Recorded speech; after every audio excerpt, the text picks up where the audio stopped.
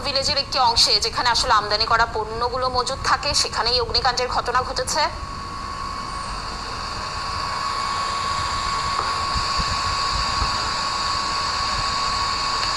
দর্শক, আবারও একটু বলতে চাই যে 7টি ইউনিট আগুন নিয়ন্ত্রণের জন্য, তারাও হয়তো খুব দ্রুত সেখানে পৌঁছে যাবে এবং আমাদের সহকর্মী সেখানে পৌঁছে যাওয়ার পর হয়তো আমরা আরো তথ্য আপনাদেরকে সেখানে জানাতে পারবো।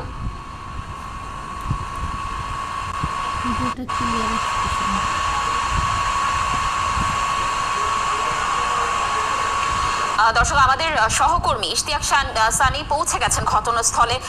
সানি, আমি তো এতক্ষণ যতটুকু তথ্য পেয়েছি দর্শকদেরকে জানানোর চেষ্টা করছি। আপনি ঘটনাস্থলে পৌঁছানোর পর কেমন দেখছেন সেখানকার পরিস্থিতি? আপনি জানাবেন, আপনার কাছ থেকে একটু শুনবো সেখানকার তথ্যগুলো।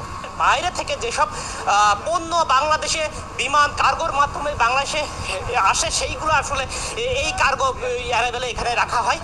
এখানে থেকেই আর কি মানুষের তারপর ডেলিভারি দিয়ে মানুষের কাছে দেওয়া হয়। অর্থাৎ এই কার্গো যে অ্যারাইভেল আছে সেখানেই সমস্ত কার্গো বিভিন্ন পণ্য, মানুষের আনা পণ্য এখানে জমা করা হয় এবং তার পাশেই কিন্তু আবার কুরিয়ার সার্ভিসও আছে। অর্থাৎ বিদেশ থেকে যেসব কুরিয়ার সার্ভিস প্রতিষ্ঠান আছে তারা কিন্তু এই কুরিয়ারের মাধ্যমে কিন্তু আপনার মানুষের বিভিন্ন প্রয়োজনীয় দ্রব্য জিনিস পাঠিয়ে থাকে সেই জায়গা। অর্থাৎ যার কারণে এইখানে আগুন লাগার কারণে কিন্তু আপনার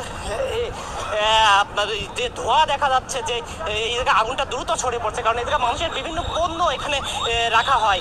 আর এর পাশেই অবশ্য বিমানবন্দর, অর্থাৎ বাংলাদেশ বিমানের যে ক্যাটারিং সার্ভিস, অর্থাৎ বিমানের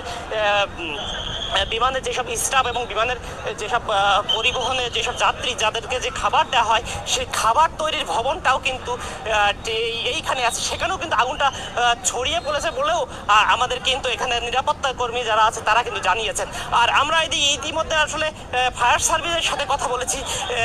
ফায়ার সার্ভিসের কন্ট্রোল রুম থেকে আমাদেরকে জানানো হয়েছে আগুন ধরার সাথে সাথে কিন্তু তাদের 2টি ইউনিট, অর্থাৎ বিমানবন্দরের ভেতরেই কিন্তু এই ইউনিটগুলো কাজ করে। তারা কিন্তু সাথে সাথে 2টি ইউনিট নিয়ে কাজ শুরু করলে পরবর্তীতে রাজধানীর বিভিন্ন জায়গা থেকে, ফায়ার সার্ভিসের বিভিন্ন জায়গা থেকে কিন্তু আগুন নেভানোর জন্য ইউনিট পাঠানো হয়েছে। সেটা 10-15 এবং প্রতিনিয়ত বাড়ছে। আসলে এই সংখ্যাটা এখন নির্দিষ্ট করে বলার মতো নেই, কারণ হয়তো ফায়ার সার্ভিস এক একটা ইউনিট থেকে 2টা-5টা করে বিভিন্ন জায়গা থেকে এই ইউনিটগুলো কিন্তু আসতে শুরু করেছে।